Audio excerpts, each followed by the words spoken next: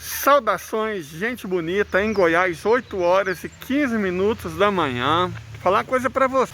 As definições de dia bonito foram atualizadas. Tá fresco, 21 graus. Então, sol maravilhoso.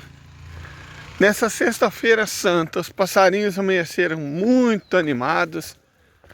Certo? Tá muito bonito, cara, o dia. Até a lua pálida, escondida. Não sei se vocês estão vendo. Vendo ela embaixo da nuvem? Cara, eu acho isso mais barato.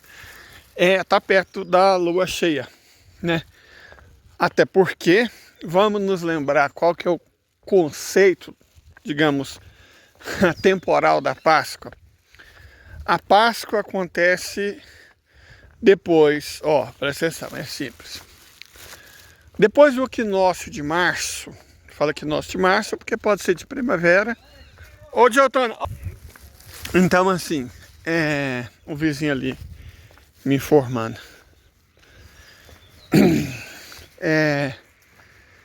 Primeiro equinócio de março, certo? O dia do equinócio de março, que pode ser de primavera, se nós estivermos falando do hemisfério norte, ou de outono, se estivermos falando do hemisfério sul, certo? Depois disso, olha o tanto que é simples. Primeira lua cheia que houver após o equinócio. E depois da primeira lua cheia, o primeiro domingo. Certo? Então a lua, na verdade, já está começando a ficar minguante, porque a lua cheia já passou. Só estamos esperando o domingo. Esse ano a Páscoa foi dar bem tarde, né? Porque houve uma demora até ter a primeira lua cheia após o equinócio. E para terminar de lascar, né? Essa primeira lua cheia deu no começo da semana. Então, o domingo de Páscoa ficou bem, como diria em espanhol, gosto da expressão em espanhol, más allá, né? Mas enfim, sexta-feira santa, sexta-feira da paixão, para mim, a maior parte da minha vida eu fui ateu. A maior parte, né? Todo mundo nasce ateu. Quando eu falo, eu grilo quando as pessoas falam crianças do candomblé, crianças católicas, crianças judias, crianças protestantes. Não existe. Criança é criança. Criança é ateia, todas elas. Todas as crianças nascem ateias. E se não, tem alguma coisa meio errada. Certo? Eu de verdade... É claro que é lícito apresentar às crianças as suas convicções, mas uma criança não é religiosa. Uma criança é uma criança. Na verdade não existe criança húngara, ou brasileira, ou tailandesa. Uma criança é uma criança. Vale para o mundo inteiro. Quer dizer, o mundo inteiro não, né? Para o Estado de Israel... E para os Estados Unidos parece que a ideia é outra. Mas enfim, com exceção dessas duas aberrações, criança é criança, cara. Então eu era uma criança sempre desconfiada. Mas eu cresci na roça, já falei isso para vocês. Cresci na roça. E não é que meus pais fossem religiosos. Mas a sexta-feira santa sempre se respeitou. Sempre se respeitou. Então, os 2 dias em que a gente não tirava leite era o Natal e a sexta-feira santa. E eu acho a sexta-feira santa, para mim, o mais importante dos feriados cristãos. Porque, cara, o nascimento de Jesus foi né? Mas era uma criança. É uma criança importantíssima, mas era uma criança importante, como todas as crianças, sagrada, como todas as crianças são. A vida de todas as crianças importa. Nenhuma criança não realiza grandes feitos, ela só existe. A bênção, a alegria de uma criança é exatamente ela existir. E a Páscoa é diferente. Você tem a Páscoa, né? A Páscoa é quando Jesus ressuscita, que é um evento místico, sobrenatural. Agora, a Sexta-feira Santa, ela é diferente, porque na Sexta-feira Santa Jesus foi morto. E foi morto por quem? Por religiosos, né? Religiosos judeus e o poder militar romano. Eu acho que é muito simbólico a conspiração entre uma classe sacerdotal que teme perder seus privilégios e está disposta a sacrificar um dos seus, mesmo inocente, sem problema nenhum, e um Estado, incluindo o judiciário inepto, o Pôncio Pilatos, disposto a manter seu poder a qualquer preço. Então, para mim, sempre foi um evento muito simbólico. Você pega um inocente, tortura, em nome de Deus, com as bênçãos de Deus, e executa. Sabe, eu creio que nada expressa tão bem o quanto é nefasto a aliança entre religião, uma classe sacerdotal, e um Estado nacional e poderes militares e judiciários corruptos e ineptos do que a crucificação de Jesus. E nisso reside o grande mérito, porque ele se entregou. Ele sabia, ele podia ter evitado. Enfim. Então, se ele quis, é porque, bom, nisso tem uma mensagem, né? Nisso tem uma mensagem. Que é a mensagem: não confia no Estado, não confia no Judiciário, não confia em militar e não confia em religioso. Eu levei isso muito a sério para a vida. Eu sempre fui uma criança meio estranha, porque é transtorninho, né? Mas burro eu nunca fui. Impressionante. Eu sempre tive uma capacidade. Eu não entendo igual todo mundo. Muitas vezes eu entendi da maneira errada. Mas eu sempre consegui, como diria o outro, captar a mensagem.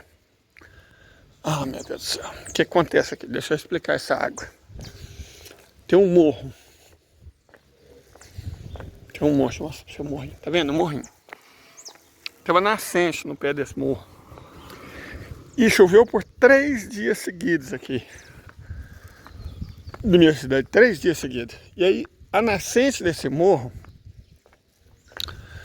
quando o solo satura, ela jorra. Não é que ela corre, não. Ela jorra. Eu imagino, inclusive, que no passado, quando eu morei aqui um tempo, quando eu vim estudar, tinha 8 anos, com a minha avó. Nenhuma dessas ruas era assaltada. Nenhuma. Na verdade, havia muito poucas casas aqui. Então, faz quase 40 anos. Havia realmente pouquíssimas casas. Aqui onde a gente está, não tinha nenhuma. Então, eu lembro dessa nascente. Ela formava um reguinho. Olha lá, tá vendo? Ela não é do derramamento da companhia de abastecimento. Ela vem do morro. Você pode ver que ela desce. Ela vem, desce para essa rua, vem aqui e vira. Então, assim, eu lembro dessa nascente, dessa água correr. Ela corria até o córrego do almoço, que fica lá embaixo. E tinha uns peixinhos, eventualmente, que subia na época da água. Eu achava aquilo mal barato, achava incrível. Porque os lambaris sobem. Acho que para reproduzir, né? Formavam umas pocinhas, uns negócios assim, era uma coisa até bonita. Aí mataram o cerrado que havia aqui, mas a nascente está viva. E ela teme aparecer. Eu conheço bem a fonte que desce daquele monte, ainda que seja de noite. Isso me faz...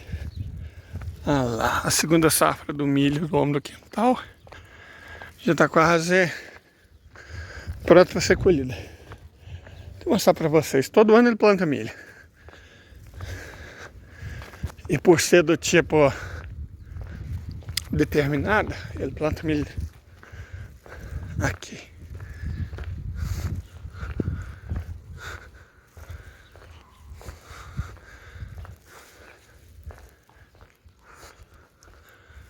Olha lá, a milha dele.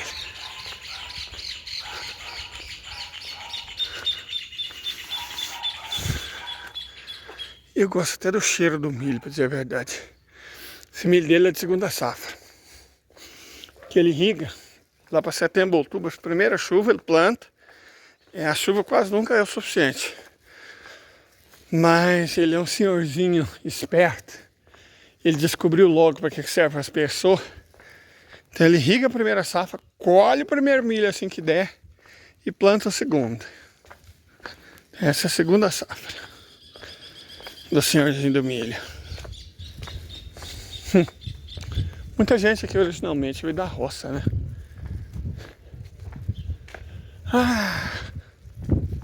Mas voltando ao caso. Antes de eu fazer algumas observações de natureza mais geopolítica, eu gostaria de desejar a cada um que está me vendo uma Semana Santa a melhor possível.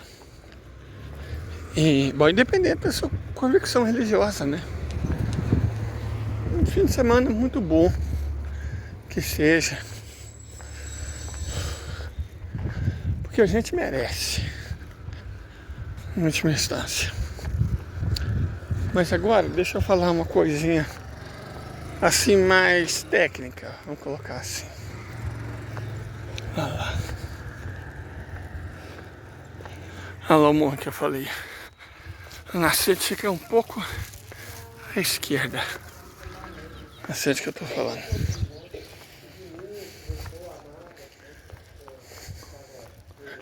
Eu não curto cachorro de rua não, gente. Você já deve ter visto, né?